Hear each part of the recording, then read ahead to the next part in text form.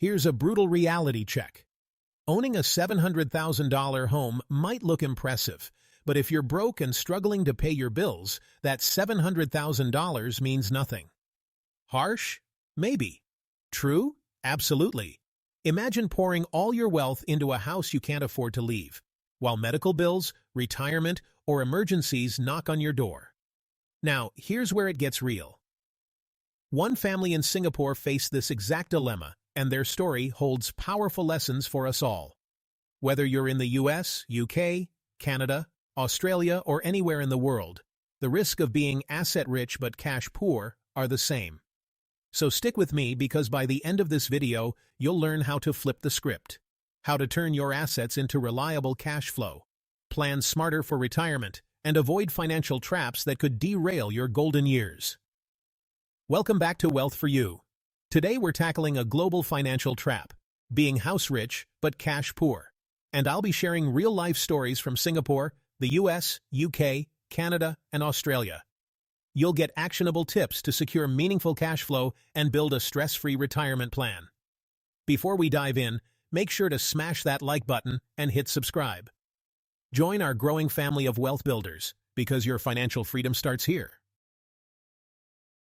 Chapter 1. The Singapore Story. The Perils of Being Asset-Rich but Cash-Poor. Let's start in Singapore. A 90-year-old woman and her son owned a $700,000 HDB flat. But here's the kicker. They didn't have enough cash flow to cover her rising medical bills. Her daughter wanted to sell the flat to fund her health care, but the son refused, claiming he'd be homeless because he depended on rental income from the flat. The court eventually ordered the flat sold, splitting the proceeds. But this family dispute could have been avoided with better financial planning. This isn't just a Singapore problem. It's a global one. Whether you're in the US, UK, Canada, or Australia, the lesson is clear. Owning an expensive home doesn't guarantee financial security if you don't have cash flow. Now, think about this. Are you saving for retirement in a way that guarantees cash flow? If an emergency hit today, could you rely on your savings, or would you have to sell your home? Chapter 2. Lesson 1. Be cash flow rich, not just asset rich. Here's the thing. Being asset rich sounds fancy, but without cash flow, it's like having a Ferrari with no petrol. It won't get you anywhere. What's cash flow? It's the money coming in consistently, like monthly payouts from investments, CPF life annuities, or rental income. But only if you don't spend it all, like our friend in the story. One easy way to build cash flow is through dividend-paying stocks or REITs. For example, if you invest in Singapore REITs like Mapletree Industrial Trust, you'll get a steady payout that you can actually use to cover expenses. Let me tell you about James from Sydney, Australia. James bought a $2 million house but barely had any liquid savings. When he was laid off, his mortgage payments crushed him, and he had no choice but to downsize. The lesson? Focus on cash flow. Investments like dividend stocks, ETFs, or REITs can provide steady income. Take Susan from Toronto, Canada. She sold her large family home and invested part of the proceeds into dividend stocks. Now, she gets $2,000 a month in passive income. She still lives comfortably in a smaller home and doesn't worry about cash flow. What's one step you can take today to build cash flow? Maybe it's exploring dividend stocks or setting up a CPF top-up if you're in Singapore. Chapter 3. Lesson 2. Start planning for retirement early. Don't wait until your 50s or 60s to think about retirement. It starts today, whether you're 25, 35, or 45. Think of it like planting a tree. The earlier you plant, the stronger it grows, and the more fruit it bears when you need it most. Here's the deal. Relying solely on property or a single source of income in old age is like walking a tightrope without a safety net. Diversify your savings and take advantage of tools like CPF Life or similar schemes for steady payouts when you retire. If you save the full retirement sum in your CPF account by age 55, you'll receive about $1,730 a month starting at age 65. That's steady, reliable cash flow for life, without ever touching your property. And if you aim for the enhanced retirement sum, you're looking at $3,300 a month. Imagine the freedom of not worrying about bills or emergencies in your golden years. Take Tony, a graphic designer in New York. In his 20s and 30s, he lived large, traveling, dining out, and ignoring retirement planning, thinking he had time to catch up. But by his 50s, he realized he'd saved less than $50,000. Now he's working 2 jobs just to scrape by for retirement. Now meet Rachel from London. She started contributing to her workplace pension in her 20s, took full advantage of employer matching, and invested in low-cost ETFs. Fast forward to her 60s, and Rachel is enjoying a comfortable retirement with £2,500 in monthly payouts. Her early planning made all the difference. Closer to home, a couple in Singapore started topping up their CPF accounts in their 40s. By age 55, they'd hit the full retirement sum, ensuring $1,700 a month at 65. That's the kind of foresight that gives you peace of mind knowing your cash flow is sorted. So, here's a question for you. What's one small change you can make to your retirement plan today? Maybe it's automating savings, opening an investment account, or just starting a retirement fund. Chapter 4. Lesson 3. Diversify your savings and assets. Here's a golden rule. Don't put all your eggs in one basket. Sure, owning a home is great, but it's not a substitute for liquid savings or investments. Diversify your financial plan with emergency savings. At least 6 months' worth of expenses and investments, like dividend stocks, REITs, or ETFs for cash flow. And annuities, like CPF Life for lifelong payouts. By spreading out your resources, you won't be forced to sell your home in a crisis. Let's move to Vancouver, Canada. John, a retired engineer, made the mistake of putting all his wealth into his home. When property taxes skyrocketed, he struggled to cover his daily expenses. On the flip side, Emily from Melbourne, Australia, diversified her assets. She invested in index funds, government bonds, and rental properties. Even when property values dipped, her investments in stocks kept her cash flow stable. Real-life story from UK. In Manchester, David faced a tough decision. He sold his home and moved into a rental, unlocking the equity tied up in his property. By reinvesting that money, he created a steady monthly income stream that now covers his living expenses comfortably. No more worrying about surprise bills or emergencies. The takeaway? Don't put all your financial eggs in one basket. Your home is a valuable asset, but it shouldn't be your only plan for financial security. Think of it as just one piece of the bigger puzzle. What's your plan for making your assets work for you, not just sit there? Is it downsizing, diversifying investments, or exploring rental income? Chapter 5. Lesson 4. Have honest family discussions. Prioritize family communication and planning. Key lesson. Open and honest family discussions about money aren't just helpful, they're necessary. Without clear communication, emotions run high, misunderstandings happen, and the family dynamic can break under financial stress. Here's the reality. Money and family don't always mix well, but avoiding the topic only makes things worse. Sit down and talk openly about retirement plans, property ownership, and healthcare costs. Why? Because agreeing on a plan now can prevent misunderstandings and disputes later. Money should bring families together, not drive them apart. Real-life stories. Amy's story, California, USA. Amy's parents clung to their home despite rising healthcare costs. The financial burden eventually fell on her, and it strained the family. After a tough conversation, they finally agreed to downsize.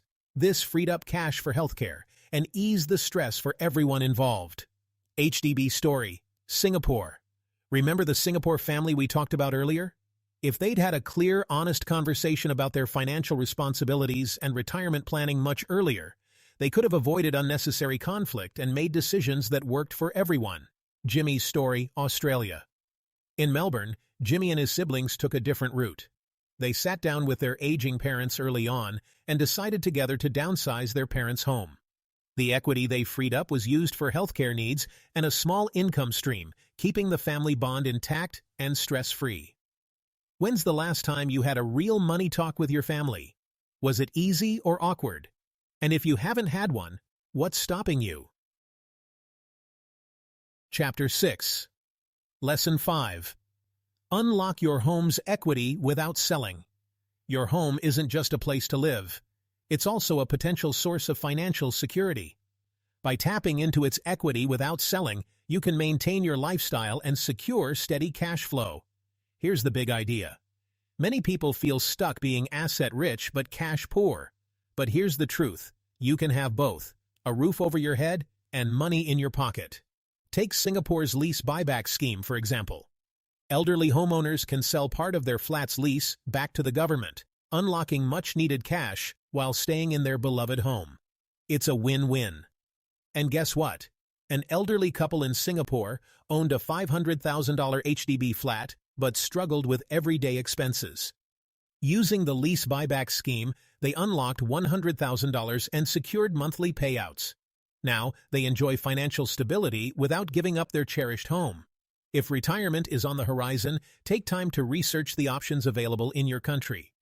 Lease buybacks, reverse mortgages, or equity release schemes could be game changers for your cash flow without requiring you to sell your home. Financial independence doesn't mean starting over or selling everything. With the right tools, your assets can work harder for you while you enjoy the lifestyle you've built. What would you do with extra cash from your home's equity? Travel? Pay off debts? Or boost your retirement savings? Chapter 7. Lesson 6. Balance asset ownership with accessibility. Here's a hard truth. Holding on to a large, illiquid asset during financial distress can feel like being stuck on a sinking ship. You're surrounded by value, but you can't access it when you need it the most. In situations like this, downsizing or liquidating part of an asset earlier can be a lifesaver.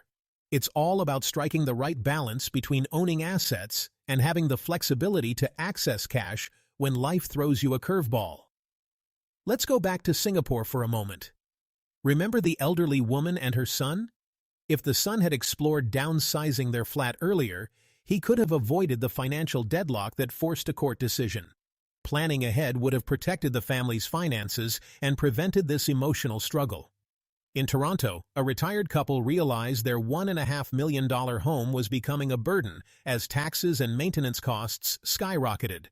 Instead of holding on, they sold it, bought a smaller condo, and invested the rest in dividend stocks. Now, they're living stress-free with consistent cash flow. In London, Anita, a single retiree, struggled with bills while living in a big family home. She decided to downsize to a cozy flat in the countryside.